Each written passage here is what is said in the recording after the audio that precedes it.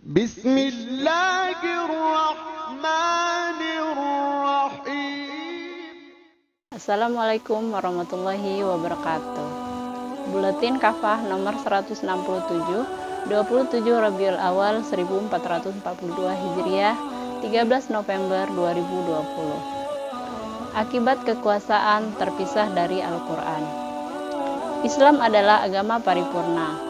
Tidak ada satu pun bidang kehidupan umat manusia tidak diatur oleh syariah Islam.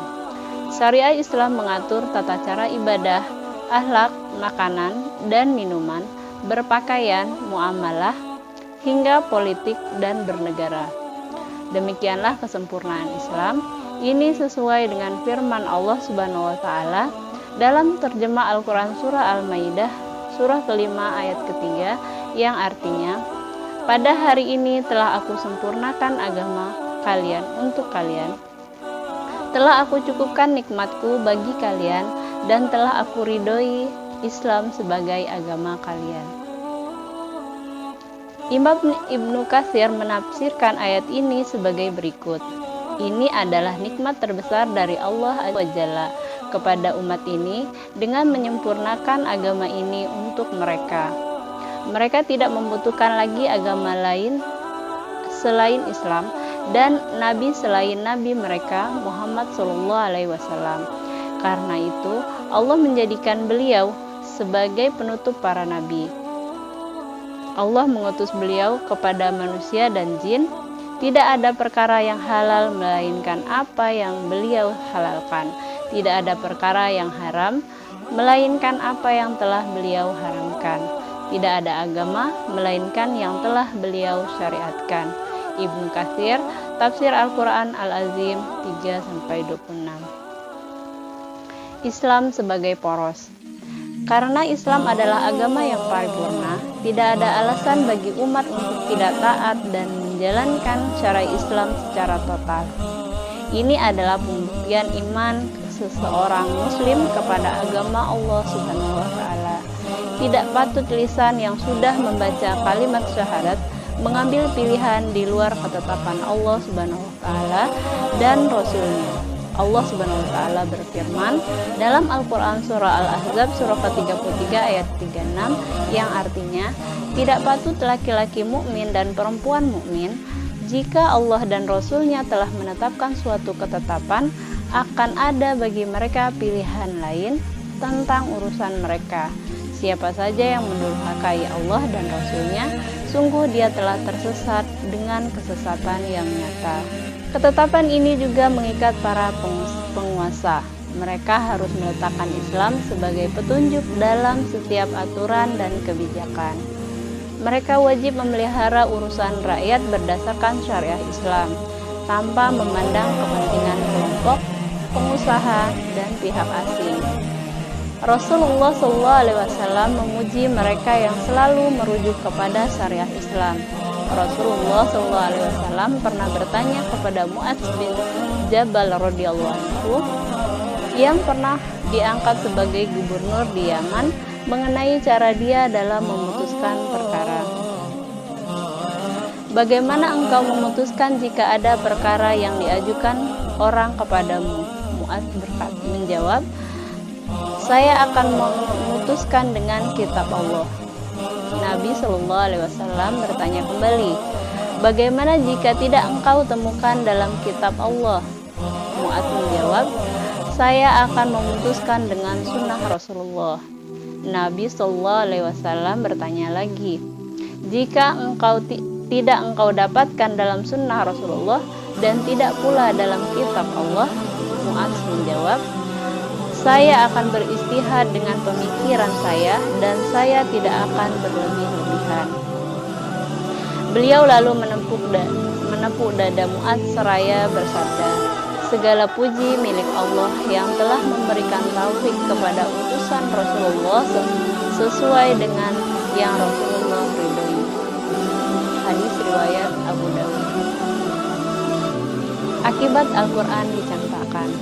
Tentu merupakan bencana besar jika Al-Quran terlepas dari kehidupan umat dan terpisah dari kekuasaan. Keadaan ini telah diingatkan Nabi Shallallahu Alaihi Wasallam dalam sabdanya, sungguh-sungguh Islam itu senantiasa berputar. Karena itu berputarlah kalian bersama Alkitab, Al-Quran, sebagaimana dia berputar.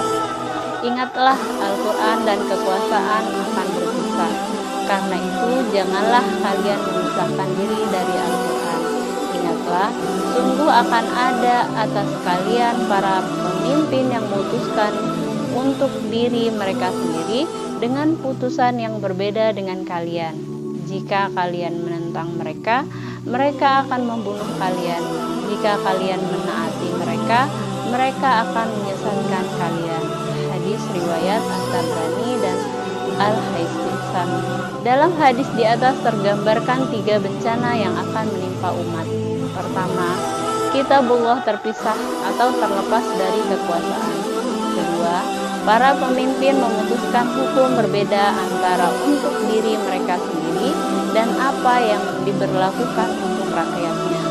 Ketiga, para pemimpin itu akan membunuh siapa saja yang membangkang kepada mereka, tetapi akan menyesakan siapa saja yang menaati mereka.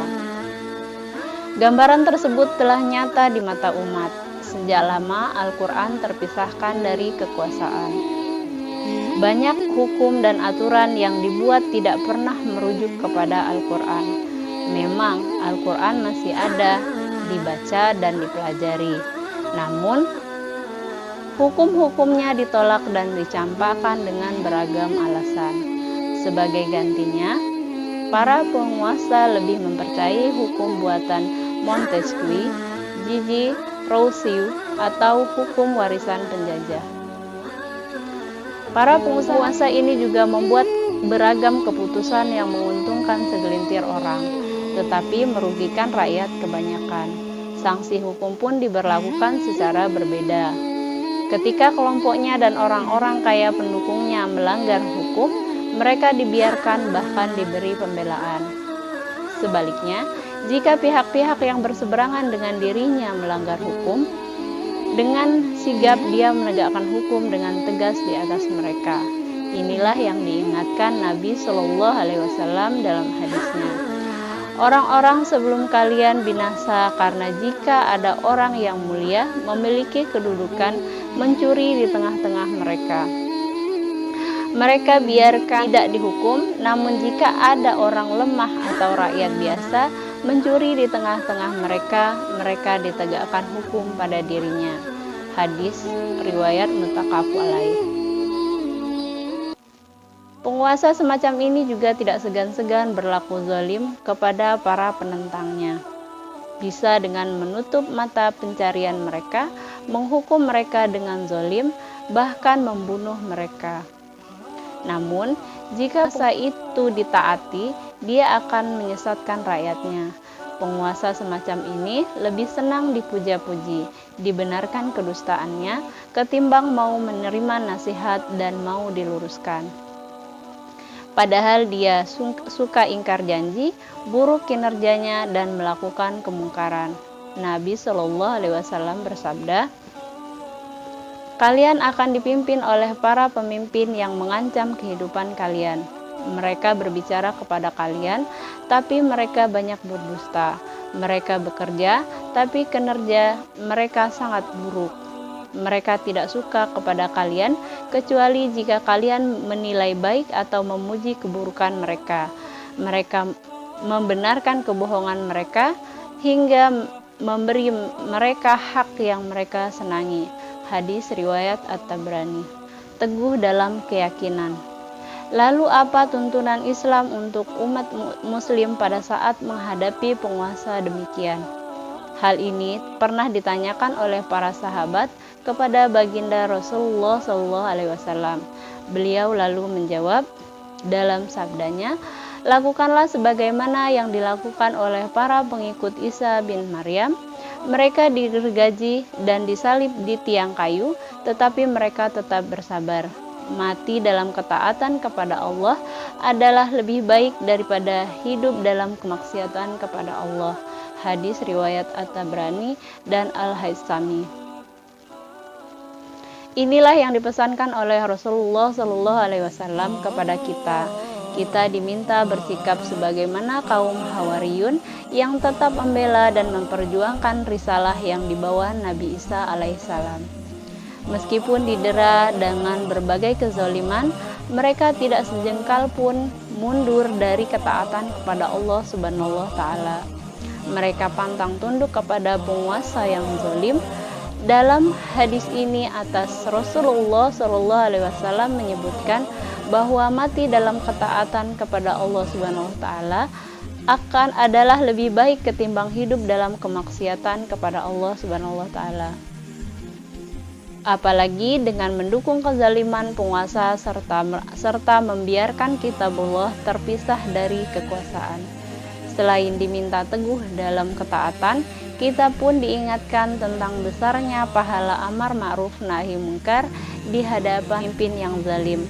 Nabi Shallallahu Alaihi Wasallam bersabda, jihad yang paling utama adalah menyatakan kebenaran di hadapan penguasa yang zalim. Hadis riwayat Abu Daud. Wallahu a'lam bishawab. Hikmah. Allah Subhanahu wa Ta'ala berfirman dalam terjemah Al-Quran surah Al-Hud surah ke-11 ayat ke-113 yang artinya, janganlah kalian cenderung pada orang-orang zalim yang menyebabkan kalian disentuh api neraka. Sekali-kali kalian tidak mempunyai seorang penolong pun selain Allah, kemudian kalian tidak akan diberi pertolongan. Assalamualaikum warahmatullahi wabarakatuh.